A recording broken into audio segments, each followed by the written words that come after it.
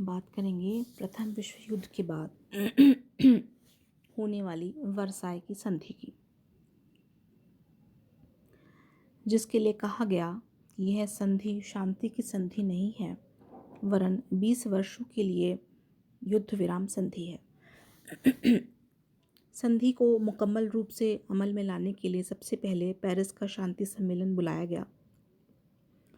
11 नवंबर 1918 को युद्ध विराम संधि पर जर्मनी के प्रतिनिधियों और मित्र राष्ट्र के सेनापति मार्शल फोच के हस्ताक्षर हुए और युद्ध बंद करने की घोषणा कर दी गई। युद्ध विराम संधि के बाद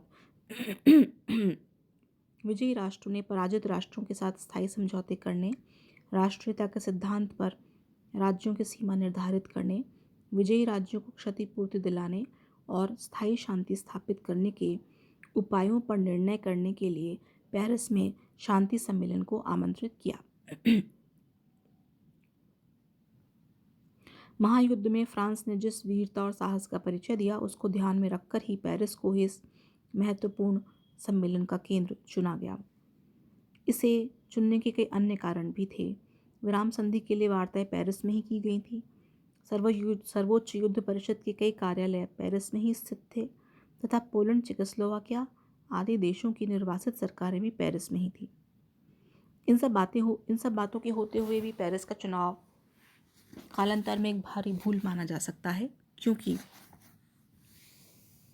फ्रांस के लोगों की बदले की भावना की छाया प्रतिनिधियों के निर्णयों पर पड़ी। शांति सम्मेलन में भाग लेने के लिए लगभग 32 राज्यों को आमंत्रित किया गया, जिसमें रूस और पराजित राष्ट्रों जैसे जर्मनी, ऑस्ट्रिया, तुर्की, बुल्गारिया को आमंत्रित नहीं किया गया। विभिन्न राष्ट्रों के लगभग 70 प्रतिनिधि इसमें सम्मिलित हुए। इनके अलावा सैकड़ों की संख्या में अन्य लोग भी पेरिस पहुंचे, जिनमें मंत्री, कूटनीतिज्ञ, राजनेता, कानून और आर्थिक विशेषज्ञ, सैनिक, पूंजीपति, पत्र प्रतिनिधि, मजदूरों के नेता, संसदीय सदस्य और प्रमुख नागरिक भी थे। अमेरिका के राष्ट्रपति के अतिरिक्त 11 देशों के प्रधानमंत्री, 12 देशों के विदेश मंत्री और अन्य कई राज्यों के प्रसिद्ध राजनीतिज्ञ इसमें सम्मिलित हुए, किंतु यथार्थ में 4 बड़े राज्यों अर्थात अमेरिका, ब्रिटेन, फ्रांस और इटली को ही प्रमुख स्थान प्राप्त हुआ। जापान को भी एक प्रतिष्ठित स्थान दिया गया। पेरिस के इस विशाल सम्मेलन में महत्वपूर्ण काम का होना व्यावहारिक दृष्टि से असंभव था। इसलिए सम्मेलन की कार्रवाई चलाने के लिए 10 व्यक्तियों की एक सर्वोच्च शांति परिषद बनाई गई, जिसमें तत्कालीन महान राष्ट्रों अमेरिका, फ्रांस, ब्रिटेन, जापान और इटली के 2-2 प्रतिनिधि भी थे। इसे 10 की परिषद भी कहा जाता है। कालांतर में यह 10 बड़ों की परिषद भी बहुत चुनौतीपूर्ण प्रतीत हुई और वार्ता को गुप्त रखना कठिन हो गया। इसलिए 4 बड़ों की परिषद का निर्माण किया। 4 बड़ों की परिषद में थे वुड्रो विल्सन, जो अमेरिका के राष्ट्रपति थे, क्लेमेंशु, जो फ्रांस का प्रधानमंत्री था, लॉयड जॉर्ज, जो ब्रिटेन का प्रधानमंत्री था, और ऑर्लैंडो, यह इटली प्रतिनिधिमंडल के नेता और इटली के प्रधानमंत्री भी थे। वुड्रो विल्सन, जो कि अमेरिका के राष्ट्रपति थे, उन्होंने 14 सूत्र समझौते के लिए दिए गए।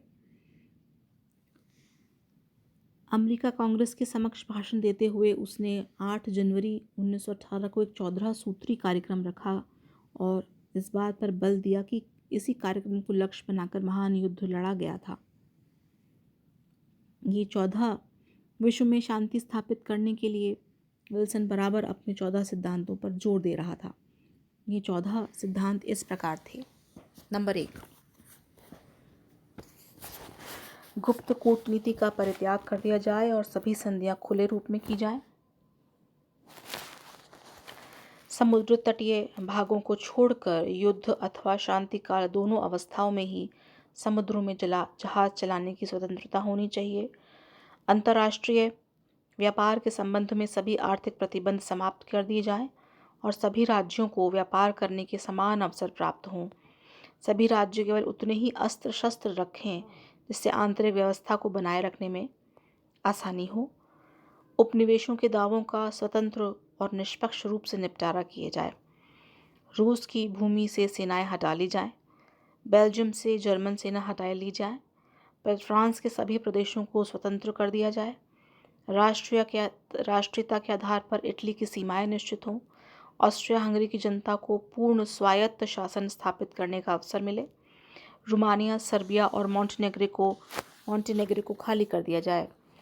तुर्की के साम्राज्य में रहने वाली अन्य जातियों को सुरक्षा का पूर्ण आश्वासन मिले। पोलैंड को एक स्वतंत्र राज्य के रूप में स्थापित किया जाए। और अंत में विश्व में शांति स्थापित करने के लिए राष्ट्र संघ की स्थापना की जाए। इन 14 सिद्धांतों के अलावा विल्सन ने 11 फरवरी 1918 को 4 सिद्धांत की, 4 जुलाई 1918 को 4 लक्ष्यों की और 27 सितंबर 1918 को न्यूयॉर्क में शांति संबंधी 5 विशिष्ट बातों की घोषणा की। इस प्रकार विल्सन के शांति अभियान में कुल 27 सिद्धांतों का समावेश किया, जिनमें से कुछ परस्पर विरोधी भी थे। अब हम आते हैं पेरिस के शांति समझौते पर। पेरिस के शांति सम्मेलन में अनेक संधियों और समझौतों के प्रारूप तैयार किए गए, किंतु उन सभी संधियों में से जर्मनी के साथ की गई वर्साई की संधि सबसे महत्वपूर्ण थी। पेरिस सम्मेलन में 5 पराजित राष्ट्र थे, उनके साथ अलग 5 संधियां की गईं। वे सभी संधियां पेरिस की शांति संधियां कही जाती हैं। ये संधियां इस प्रकार थीं। सबसे पहला, जर्मनी के साथ वर्साई की संधि 28 जून 1919। दूसरी, ऑस्ट्रिया के साथ सेंट जर्मन की संधि 10 सितंबर 1919। बल्गारिया के साथ न्यूइली की संधि 27 नवंबर 1919। हंगरी के साथ ट्रिएनो की संधि 4 जून 1920 और तुर्की के साथ सेव और लुसान की संधि। इन संधियों में वर्साई की संधि सबसे महत्वपूर्ण है। इसके बारे में हम बात करेंगे।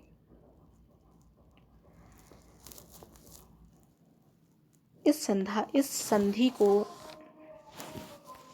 संपन्न करने में मित्र राष्ट्रों को कुछ बाधाएं और समस्याओं का सामना करना पड़ा।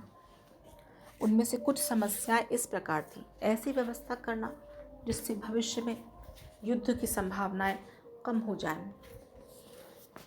यह एक बहुत बड़ी समस्या थी जिससे विश्व के सभी लोगों को जूझना पड़ रहा था। दूसरा, फ्रांस की सुरक्षा का प्रश्न शांति परिषद के सामने सबसे प्रमुख मुद्दा था। तीसरा, जर्मनी के विशाल भूभागों से नवनिर्मित राष्ट्र अपनी क्षुधापूर्ति के लिए राष्ट्रीयता के सिद्धांत को आधार बनाना चाहते थे। चौथा, एशिया और अफ्रीका में फैले विभिन्न जर्मन उपनिवेशों पर क्या व्यवस्था की जाए, इसका प्रश्न मुंह बाय खड़ा था। पांचवा, मित्र राष्ट्र ऐसी व्यवस्था चाहते थे कि जर्मनी फिर वापस से इतना शक्तिशाली न हो पाए। और छठा, मित्र राष्ट्रों ने महायुद्ध का संपूर्ण उत्तरदायित्व जर्मनी और उसके साथियों को माना और उनके साथ क्षतिपूर्ति की राशि का निर्धारण करना यह राजनीतिज्ञों के सामने एक प्रमुख समस्या बन गई। 6 मई 1919 को संधि का अंतिम मसौदा तैयार हुआ और इसका प्रारूप 7 मई को जर्मन प्रतिनिधियों को सौंप दिया गया।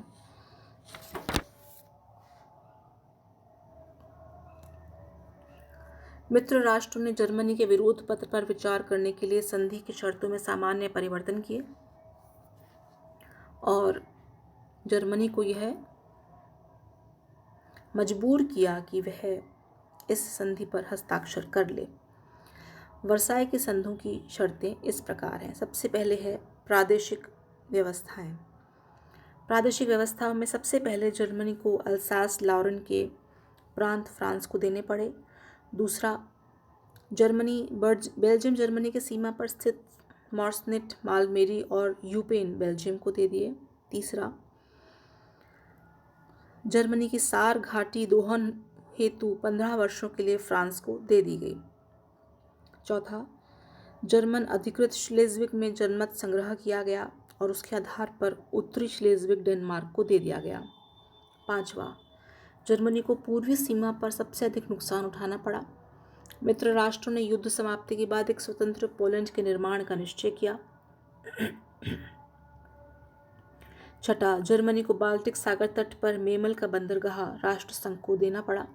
सातवां, नवनिर्मित राज्य बेल्जियम, पोलैंड और चेकोस्लोवाकिया की स्वतंत्रता और प्रभुसत्ता को जर्मनी ने मान्यता दी। आठवां, जर्मनी ने चेकोस्लोवाकिया को ऊपरी साइलेशिया का एक छोटा सा क्षेत्र दे दिया। नवां, जर्मनी को समुद्र पार के अपने विस्तृत उपनिवेशों पर सारे अधिकार मित्र राष्ट्रों को देने के लिए विवश किया गया। 10वां, जर्मनी ने चीन, थाईलैंड, मिस्र, मोरक्को और लिबेरिया में अपने अधिकार और विशेष सुविधाएं छोड़ना स्वीकार किया। और आखिर में ब्रेस्ट लिटोवस्क संधि द्वारा जर्मनी ने एक बड़ा भाग रूस से छीनकर अपने राज्य में मिला लिया था, लेकिन वर्साय की संधि के द्वारा इसी विस्तृत प्रदेश पर लातविया, एस्टोनिया और लिथुआनिया की स्थापना की गई। दूसरा आता है सैनिक व्यवस्थाएं। पेरिस संधि के आयोजकों को इस बात पर ध्यान देना था कि जर्मनी को सैनिक दृष्टि से इतना पंगु बना दिया जाए कि वह भविष्य में कभी भी विश्व की शांति को भंग न कर सके। इसलिए उसने कुछ विशेष व्यवस्थाएं की। सबसे पहली बात, जर्मनी में अनिवार्य सैनिक सेवा समाप्त कर दी गई। दूसरा, उसकी स्थल सेना की संख्या अधिकारियों सहित 1 लाख कर दी गई। तीसरा, अस्त्र शस्त्र, गोला बारूद के उत्पादन को सीमित कर दिया गया और आयात करने पर भी रोक लगा दी गई। पांचवा, राइन नदी के पूर्वी तट पर जर्मनी को किलेबंदी करने की आज्ञा नहीं दी गई और पश्चिमी तट पर 50 किलोमीटर क्षेत्र का विसैन्यीकरण कर दिया गया। उसके सभी किलों को तोड़ दिया गया। पांचवा, जर्मनी को किसी भी प्रकार की वायुसेना रखने का भी निषेध कर दिया गया। छठा, जर्मनी की नौसैनिक शक्ति को भी सीमित किया गया। सातवां, जर्मनी के हेलिगोलैंड के बंदरगाह की किलेबंदी नष्ट कर दी गई। और आठवां, मित्र राष्ट्रों को निशस्त्रीकरण संबंधी धाराओं को क्रियान्वित करने के लिए अंतर मित्र राष्ट्रीय आयोगों की नियुक्ति का भी अधिकार दिया गया। और तीसरा आता है अन्य व्यवस्थाएं। जर्मनी की प्रमुख नदियों एल्ब, ओडर, नीमन और डैन्यूब को अंतर्राष्ट्रीय आयोग के अधिकार में रखा गया। जर्मनी को अपने प्रमुख बंदरगाह हैम्बर्ग और स्टेटन में चेकोस्लोवाकिया को व्यापारिक सुविधा देने के लिए स्वतंत्र क्षेत्र देने के लिए बाध्य किया गया। तीसरा, जर्मनी के सम्राट विलियम द्वितीय पर अंतर्राष्ट्रीय सदाचार और संधियों के विरुद्ध घोर अपराध करने का अभियोग चलाया गया। चौथा, जर्मनी को विश्व युद्ध का उत्तरदायित्व स्वीकार करना पड़ा। पांचवा, क्षतिपूर्ति का स्वरूप और उसके लिए वसूल की जाने वाली धनराशि के निर्धारण के लिए एक क्षतिपूर्ति आयोग बैठाने की व्यवस्था की गई। छठा, नए देशों के पुनर्निर्माण के लिए जर्मनी के आर्थिक साधनों का प्रयोग किया जाना तय हुआ। उसने फ्रांस, इटली, बेल्जियम और लग्जमबर्ग को कोयले की निर्धारित मात्रा देना स्वीकार किया। फ्रांस को कुछ रासायनिक पदार्थ देने का भी उसे वचन देना पड़ा। सातवां, यह भी निश्चित हुआ कि क्षतिपूर्ति के संबंध में अंतिम निर्णय होने तक जर्मनी की सरकार 1921 तक $5 अरब की धनराशि देगी। आठवां, विभिन्न जर्मन उपनिवेशों में और मित्र राष्ट्रों में जो भी जर्मन सरकारी और गैर सरकारी पूंजी थी वह जब्त कर ली गई। नवां, मित्र राष्ट्रों के क्षतिग्रस्त अथवा विनिष्ट क्षेत्रों के पुनर्निर्माण के लिए जर्मनी द्वारा पर्याप्त मात्रा में मशीनें, औजारें, पत्थर, ईंट, स्टील, सीमेंट, चूना आदि सामग्री दी जाने की व्यवस्था की गई। 10वां, संधि की शर्तों को पूरा करने के लिए कुछ गारंटियों की भी व्यवस्था की गई। राइन के पश्चिमी क्षेत्र पर संधि लागू होने के बाद आगामी 15 वर्षों तक मित्र राष्ट्रों की सेनाओं का अधिकार जर्मनी को स्वीकार करना पड़ा। अब हम इस संधि की समीक्षा की बात करेंगे। पेरिस की शांति सम्मेलन का आरंभ अत्यधिक आशापूर्ण वातावरण में हुआ, किंतु उसका अंत व्यापक नैराश्य में हुआ, क्योंकि घोर राष्ट्रीय संकट में उत्पन्न आदर्शवाद उस संकट की समाप्ति पर अधिक नहीं टिकता और विजेता शक्तियों में ईर्ष्या द्वेष पुनः जागृत हो जाते हैं। पेरिस की संधि में फ्रांसीसी हितों का सर्वाधिक ध्यान रखा गया। इटली को जो कुछ भी मिला वह उसे अपर्याप्त दिखा और वह बड़ा असंतुष्ट रहा। पेरिस के शांति सम्मेलन ने मध्य यूरोप का बाल्कनीकरण कर दिया।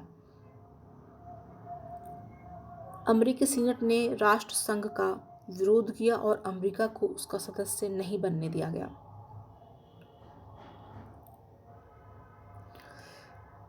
मित्र राष्ट्र घृणा और प्रतिशोध की भावना से भरे हुए थे, इसलिए इस संधि के द्वारा उन्होंने जर्मनी को असहाय बनाने का प्रयत्न किया गया। पहली बात, यह एक अपमानजनक संधि थी। वर्साई की संधि की शर्तें अपरिमित रूप से कठोर और अपमानजनक थीं। उनकी कठोरता के कारण उनकी पालना असंभव थी। संधि का मूल उद्देश्य जर्मनी को हमेशा के लिए पंगु बनाकर रखना था और इसलिए जर्मनी को हर प्रकार से अपमानित किया गया। इसलिए जर्मनी ने इस चोट से उबरते ही पूरी शक्ति से प्रतिशोध लेने की बात सोची। दूसरा, यह एक आरोपित संधि। इसमें कई जगह अंतर्राष्ट्रीय शिष्टाचार और परंपराओं को तोड़ा गया। यह एक प्रकार से मित्र राष्ट्रों की आज्ञा थी जिसे जर्मनी को स्वीकार करना पड़ा। जर्मनी के प्रतिनिधियों को नहीं बुलाया गया, इसलिए यह थोपी हुई संधि अपमान और घृणा का कारण बनी। जर्मनी ने जो संशोधन प्रस्तुत किए उन्हें भी अस्वीकृत कर दिया गया। संधि पर हस्ताक्षर करते समय भी जर्मन प्रतिनिधियों के साथ सामान्य शिष्टाचार के नियमों का पालन नहीं किया गया और उन्हें एक अपराधी के समान भवन के अंदर और बाहर ले जाया गया। इस प्रकार से जर्मनी को बहुत मानसिक आघात पहुंचा। तीसरी बात, इस संधि का आधार विश्वासघात था। इसका जो आधारभूत सिद्धांत था वह था विजेता का ही लूट पर अधिकार है और इस प्रकार से 12 मित्र राष्ट्र ही विजेता हैं। लेकिन जिस तरह से फ्रांस, इटली ने इसमें बिहेव किया वह विश्वासघात के उदाहरण है। जर्मन समझते थे कि संधि का आधार विल्सन के 14 सूत्र होंगे, पर ऐसा नहीं हुआ। उन्होंने इन 14 सूत्रों के आधार पर ही युद्ध विराम किया था, इसलिए यह संधि जर्मनी के लिए एक बड़ा विश्वासघात थी। चौथी बात, यह एक बहुत कठोर संधि थी। स्वयं लॉयड जॉर्ज ने स्वीकार किया था कि संधि की शर्तें बड़ी भयानक किंतु न्यायपूर्ण हैं। वास्तव में जिस प्रकार से जर्मनी के राज्यों का अंगभंग किया गया था और उसके विभिन्न भागों को पड़ोसी राज्यों में हस्तांतरित किया गया, उसके कारण जर्मनी की राजनीतिक शक्ति और प्रतिष्ठा को गहरा आघात पहुंचा। उसके सैनिकों की संख्या बेल्जियम जैसे छोटे राज्य की सेना से भी कम हो गई। उस पर क्षतिपूर्ति की इतनी अधिक राशि लाद दी गई कि उसके लिए चुकाना असंभव हो गया। इस प्रकार यह स्पष्ट है कि वर्साई की संधि कठोर, अपमानजनक और विश्वासघाती संधि थी, जिसे जर्मनी जैसा स्वाभिमानी राष्ट्र कभी बर्दाश्त नहीं कर सकता था और यह बिल्कुल स्वाभाविक था कि वह भविष्य में युद्ध द्वारा इस अपमान को धोने का प्रयास करता। अब इस संधि की चाहे जितनी भी बुराइयां की जाए, कितनी भी आलोचना की जाए, कुछ बातें हमें ध्यान रखनी पड़ेंगी। सबसे पहली बात तो संधि ऐसे समय में की गई जब शत्रु द्वारा किए गए भयंकर विनाश और अपार कष्टों की स्मृति विजेता राष्ट्रों में ताज़ा थी और विजित राष्ट्रों के प्रति भावनाएं बड़ी तीव्र थीं। यह सम्मेलन दो प्रकार के विचारों का संघर्ष था। एक ओर अमेरिकी राष्ट्रपति विल्सन के आदर्शवादी विचार थे और दूसरी ओर मित्र राष्ट्रों के स्वार्थ थे जो अपने लिए अधिक से अधिक पाना चाहते थे। उन्हें अपने स्वार्थों की चिंता थी, स्थायी शांति स्थापित करने की चिंता नहीं थी। स्वयं विजेताओं के हित भी एक दूसरे से टकराते थे। संधि कठोर होने का एक कारण यह भी था कि वह कई आयोगों द्वारा तैयार की गई थी। अलग अलग आयोगों ने अपने निर्णय अलग अलग दिए और सब के सब संधि में शामिल कर लिए गए। यह देखने का प्रयास नहीं किया गया कि जर्मनी पर उन सब का सम्मिलित प्रभाव क्या होगा।